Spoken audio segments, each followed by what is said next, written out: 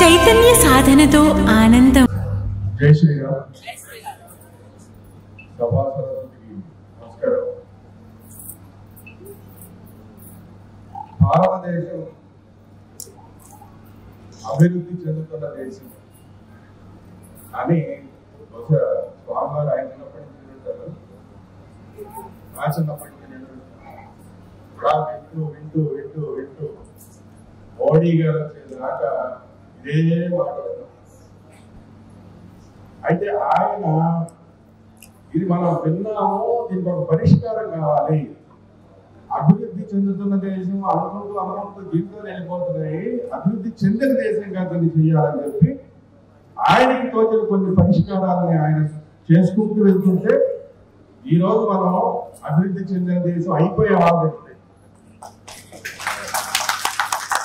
ప్రపంచంలోనే మనం మూడో అభివృద్ధి చెందిన దేశం జీడిపి పాఠకాన్ని కరెక్ట్ కదా. సో అంటే ఇక్కడ మనం చేయవలసింది, ఇప్పుడు మోడీ గారి కోసం చెప్పలేదు, మోడీ గారి కోసం తప్పదు కాదు. దేవాలయాలు ఎట్టి పరిస్థితుల్లో అసలు బయట తీసుకొచ్చేయాల్సిందే ప్రభుత్వం నుంచి. చిన్నప్పటి నుంచి గోమాతని జాతీయ జంతువుగా చేసేయాలి, చిన్నప్పటి నుంచి చెప్తున్నారు.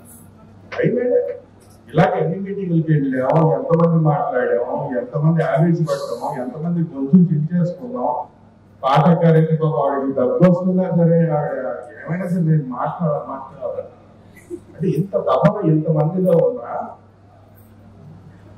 ఇప్పుడు మనం ఏమైతే పెద్ద లిస్ట్ పెట్టామో, మీరు ఎక్కడైనా హిందువులకు సంబంధించిన స్వామీజీలకు సంబంధించిన మీటింగ్ అయితే ఈ లిస్టే ఉంటుంది. ఎక్కడికైనా వెళ్ళండి, తీర్మానాలు ఇవే ఉంటాయి. మన జీవితాలు వెళ్ళిపోతాయి. పరిష్కారం అవ్వట్లేదు. ఎందుకు పరిష్కారం అవ్వట్లేదు? ఇప్పుడు ఆఖరికి మనం ఏం చేసాము, ఇవన్నీ తీర్మానాలన్నీ చేసండి మనం ప్రభుత్వానికి ఇస్తాం. ఎవడాడ ప్రభుత్వం? హిందువుల కోసం పనిచేసే ప్రభుత్వమేనా? కాకపోతే ఎలా పరిష్కారం అవుతుంది? మీరు తీర్మానం చేస్తే ఎలా పరిష్కారం అవుతుంది? ఎంతమంది కూర్చొని గొంతుకుంటే ఎలా పరిష్కారం అవుతుంది? పరిష్కారం ఏంటి? దీని గురించి మనం మాట్లాడుతున్నావా? తీర్మానాలు చేస్తున్నాం వెళ్ళిపోతాం, కోడి టికెట్లు అన్ని అయిపోతాయి, ఆయనకి కోడి ఖర్చు అవుతుంది. ఇలాంటి కోడి మంది జేబు ఖర్చు చేసుకుంటున్నారు. ఇగో ఇలా మేము ఫ్లైట్ టికెట్లు ఖర్చు పెట్టుకుంటాం తప్ప పరిష్కారం అవ్వట్లేదు.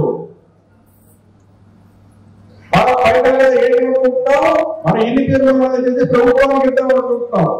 ఆ ప్రభుత్వమే మనమైతే అప్పుడే పరిష్కారం అవుతాయి ఈ సమస్యలన్నీ. ఒక్క సమస్య కాదు, మీరు 100 సమస్యలు చెప్పండి, అన్ని పరిష్కారం అవుతాయి.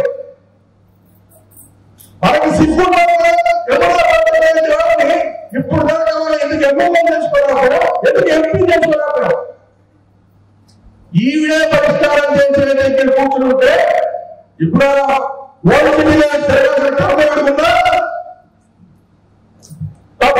మనది పరిష్కారం మన దగ్గర ఉంచుకుని కదా మనం పరిష్కారం చేయట్లేదు.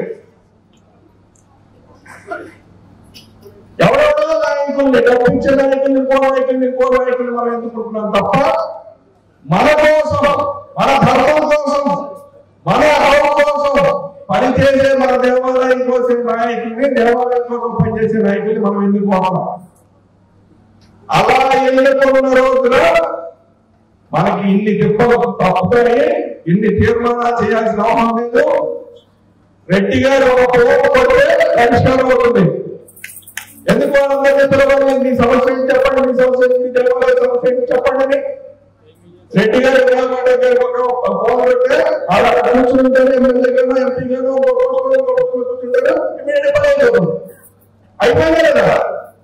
ఎందుకు ఇంత మీటింగ్ అయితే మనకి పరిష్కారం గురించి మనం ఆలోచించుకుంటాం. మనంతసేపు కూడా మన ఇదే పరిస్థితి. మనం ఎంత ఆలోచించుకుంటే స్వామి ప్రభావం ఆయనకి ఆయాసం కూడా వచ్చింటుంది. అసలు ఏ టోటల్ మొదలెట్టిందో మరి ఆ టోటల్ ఆయన చేశారు అంటే ఎంత శక్తి కావాలి. భావం తపశక్తులు ఇవన్నీ వదిలేదు. నోటితో కూడా ఇంత శక్తిని మనం వృధా చేస్తుంటే కూడా అంతా నిజంగా వృధా అవుతుంది. నా బాధ ఏంటంటే వృధా అవుతుంది, ఇంతమంది శక్తి వృధా అవుతుంది. ఎంతగా వృధా చేద్దాం. మనకి ఇంకా కొన్ని సమస్యలు పరిష్కారం అవ్వాలంటే మనం ఎవరి వంక చూస్తున్నాం, యోగి ఆదిత్యనాథ్ వంక చూస్తున్నాం. ఇంకా కొంతమంది మోడీ గారి వంక చూడటం, మోడీ గారు కొన్ని చేస్తారు, కొన్ని చేయలేదు. ఇంకా కొన్ని కావాలంటే యోగి గారు రావాల్సిందే. ఇవన్నీ మనం మాట్లాడుకుంటాం, రోజుల్లో మనం మాట్లాడుకుంటాం కదా. మళ్ళీ మనకి సిద్ధుందా అని అంటున్నారు. ఎక్కడో యోగి ఆదిత్యనాథ్ ఎక్కడో యూపీలో ఉన్నటువంటి మన తెలంగాణలో ఎందుకు యోగి ఆదిత్యనాథ్ లేడు, ఆంధ్రప్రదేశ్లో ఎందుకు యోగి ఆదిత్యనాథ్ లేడు?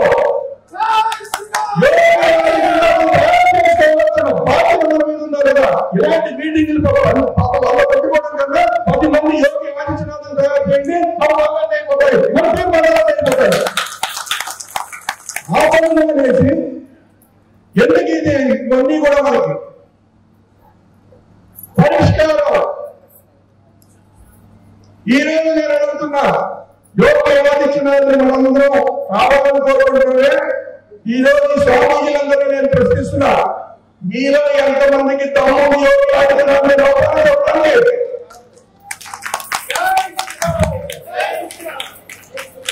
ధైర్యం కావాలని చెప్పిన భయం ఇంకా చేయలేదు. ఇది కాదు ధైర్యం ఉండాలి అని నేను ప్రాధాన్యతగా నాకు ధైర్యం ఉందని చెప్పిన స్వామి అందరికన్నా ముందే చెప్పలేదు. యోగి ఆదిత్యనాథ్ అందరికన్నా ముందు ఇది చేస్తా వస్తున్నాం. ఎందుకు చెయ్యకూడదు?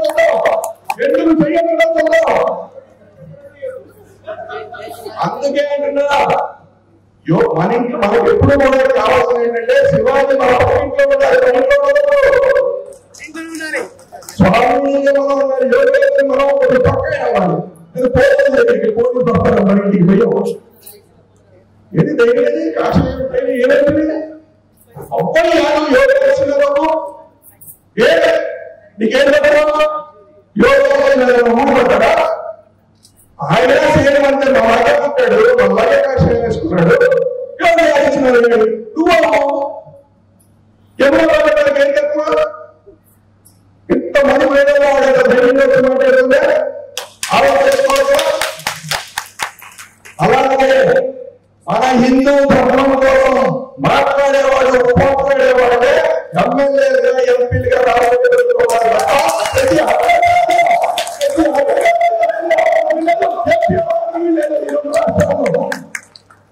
ఈ తీర్మానం చేయండి. ఈ తీర్మానం చేస్తే మన సమస్యలను తెలుసుకోవాలి. దీనికి కావాలి లేదు, దీనికి కావాలి తమ్ము పదవచ్చము మీకుందా?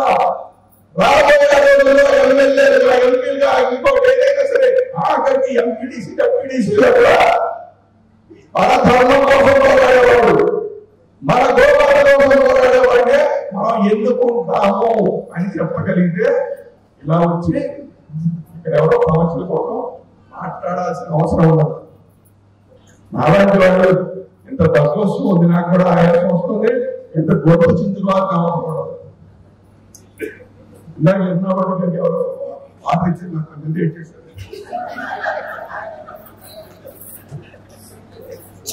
ఇంతమంది ఇంత కంఠశోష, ఇంత ఆత్మఘోష. కంఠశోష ఇంపార్టెంట్ కదా, ఆత్మఘోష. ఇంతమంది ఆత్మఘోష ఎందుకు? ఎందుకు సమస్య పరిష్కారం కావు? ఎందుకు? ఎక్కడ లోపం జరుగుతుంది? దీని మీద ఆలోచిద్దాం. మనం అందరం ప్రతి ఒక్కడు యోగి ఆదిత్యనాథ్ అవుతాం, ప్రతి ఒక్కడు మోడీ అవుతాం. మోడీ కూడా ఇలాగే కాషాయం వేసుకున్నాడు. పర్వాలేదు తెలుసా, మంచి వచ్చాడు, మంచి వచ్చి అవసరం దానికన్నా దీనికి ఎక్కువ అనుకున్నాడు. దీనికి వచ్చాడు తొమ్మిది తెలివి బాగున్నాడు. చేయలేవా? మనం చేయగలం.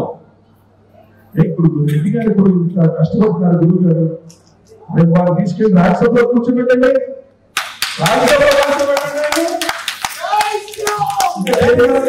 మనందరినీ పోగేసుకుని తీర్మానం రాసుకుంటూ కూర్చోబెట్టడం దగ్గర రాజ్యసభలో రాయి ఇవన్నీ చేయండి. అని చెప్పి యోగి ఆదిత్యనాథ్ లాంటి వాళ్ళు, మోడీ గారు లాంటి వాళ్ళు ఉంటే ఆయన చెప్పాడు కూర్చుని పక్కన నుంచి ఏం చేస్తాడు? ఏం చేయలేక పని ఏం ఆయనకి ఏం తక్కువ? ఎంతసేపు మనం డబ్బే చూద్దామా? డబ్బులు చూడటం మానేయండి. ధనం అనేది మనం సృష్టించుకున్న కాగితాల్లో లేదు, మన ఆత్మబలంలో ఉంది. ఇందాక చెప్పారు మాట్లాడారు, నా దేవాలయం నా బలం. దేవాలయంలో బలం ఉంది, దాన్ని నమ్మండి. దేవాలయం నమ్మండి. దేవాలయం కేంద్రంగా రాజకీయం చేయండి. దేవాలయం కేంద్రంగా రాజకీయం చేయండి, అప్పుడే సమస్యలు పరిష్కారం అవుతాయి. ఇందాక చెప్పిన దాంట్లో అది ఉంది. ప్రతి ఒక్కటి గతంలో మన దేవాలయ కేంద్రంగానే జరిగేవి. అది గుడి గాని, బడి గాని, హాస్పిటల్ గాని, ఇంకోటి గాని, ఏదైనా అక్కడ జరిగేవి. ఆఖరికి మన మనసవులు పెట్టుకోవాలన్నా, ఉపకరణలు పెట్టుకోవాలన్నా గుళ్ళో మీటింగ్ పెట్టుకుని అన్ని వర్గాల వాళ్ళు, అన్ని కులాల వాళ్ళు గుళ్ళోనే కూర్చుని మాట్లాడుకుని ఈయన మనసం పెడతాం, ఈయన గుళ్ళాన్ని పెడతాం అని మాట్లాడుకుని అక్కడ జరిగింది. ఇప్పుడు తరగతలే మన గుడి కేంద్రంగానే రాజకీయాలు జరగాలి.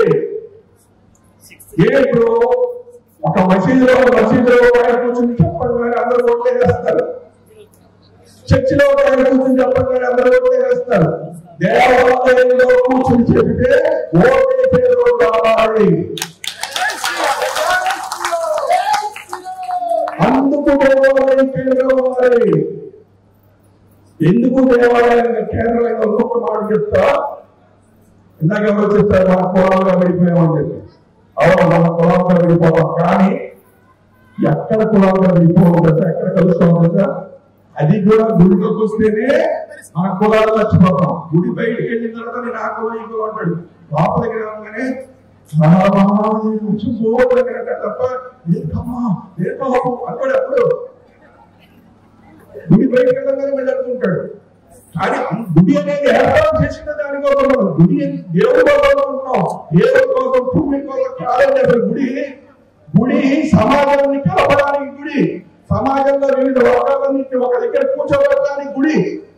ఆ గుడి ప్రాశస్యాన్ని అర్థం చేసుకొని మన గుడి కేంద్రంగా రాజకీయం చేయడం మొదలుపెట్టి, గుడి కేంద్రంగా ఎవరైతే పనిచేస్తారో ధర్మం కోసం, దేశం కోసం, గోపాల కోసం ఎవరు పనిచేస్తారో అలాంటి వాళ్ళని ఎమ్మెల్యేలుగా, ఎంపీలుగా అధికారంలో తెచ్చుకుంటేనే మన